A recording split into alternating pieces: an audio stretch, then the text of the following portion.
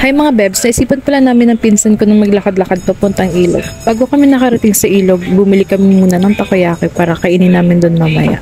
Ayan nga at nakarating na kami sa ilog at ganito pala yung view sa ilog paghapon na. Ang dami din naglalakad-lakad. Pasto nga kami dito, kaso disutable pa ako kaya iteya. So lumipat na lang kami sa kabilang dulo. Ayan, may upuan pa na maayos, tsaka hindi masyadong mabaho. Hanap po nga ako niyan kung saan yung magandang pwesto, kaya nililipat-lipat ko muna yung cellphone. Likuran kasi ng pinsan ko, may nagde-date na mag-jowa, kaya naman akong isama sila, no? Baka malay nyo, kabit yung isa. Charis! Ayan, so nag-start na kami kainin yung takoyaki na pinakamasarap na takoyaki na natikman ko sa buong buhay ko. Charis! Ayan nga at binilisan ko na kumain at baka manghingi pa kayo, no? Char.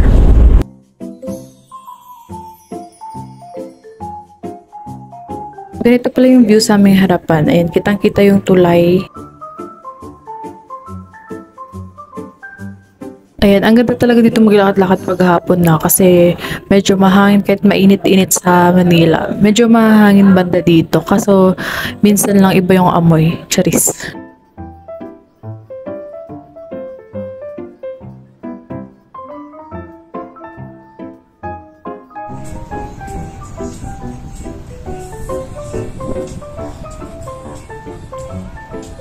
Ayan, hindi pa rin natapos kumain. Paano ba naman 15 peraso? Kaming dalawa lang kumakain. Pero okay lang, ang sarap pa rin. Dahak-dahak tayo bay, kundi ubuson dadaya girl. Fast forward nga at naubos na namin ni ata yung takoyaki kaya naglakad-lakad na muna kami. Ang cute nga ng mga saging na yan kasi akala namin nung una, fake lang. Yun pala totoo siyang saging. Marami nga palang bar dito guys, nakahilera lang. Alam niyo ba mga bebs, ayun yung statue na yan, dati daw yan yung hanggang balikat niya daw yung tubig ng bagyong Yolanda ata, yun or Ondoy. Basta yun, tas yun daw yung daming namatay daw dyan. Hindi na nga kami dumiretso ni ate kasi paggabi na tsaka parang uulan na kaya lumiko na lang kami doon banda papuntang simbahan. Ayan, dumidilim na nga yung langit kaya biglang likong na kami ni ate. Ayan nga mga kabebs, anan pa nga namin tong unlimited 199 chuchu, pero wala lang, dinaan na lang namin. Sa taas. Sa taas din yung tao.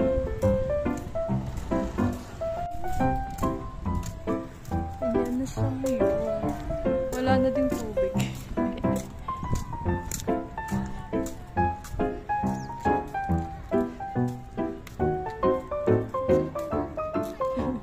Kala ko ba dun?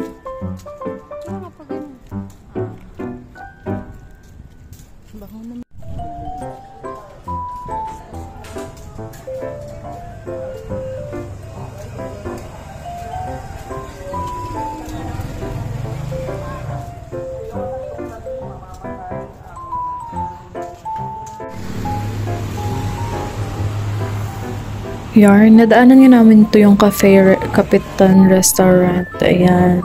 Wala lang, selfie lang.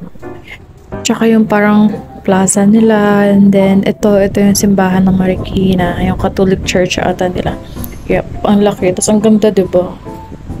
Ayan, so lakad-lakad pa rin yung mga pilingon.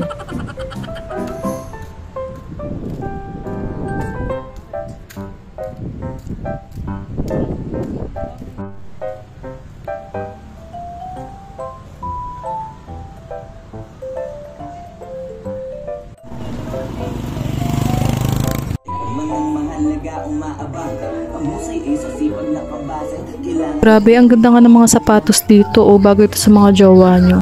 Pero wag nyo nang bilhan, malay nyo niloloko lang din kayo. Charing. Ang ganda din ng mga sapatos, bag, tsaka sombrero, ang dami pa dyan. Naku, may jowa nga lang ako, bibilhan ko din nito. Kaso wala eh, charis.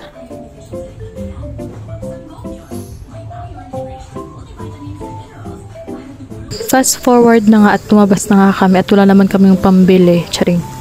Ayan, dumaan nga kami dito sa fountain. Ang dami nga nagde-date dyan. Ayan, video-video pa nga ako. Tapos mutik na ako madapa. Oh my gosh. Dumaan nga din kami sa sports center. Ayan, ang dami nga nagja-jogging. O, sana all. Ayan nga at nilakad na lang din namin pa uwi. At malapit na din naman to sa bahay. Kaya that's it for today's video guys. Thank you for watching.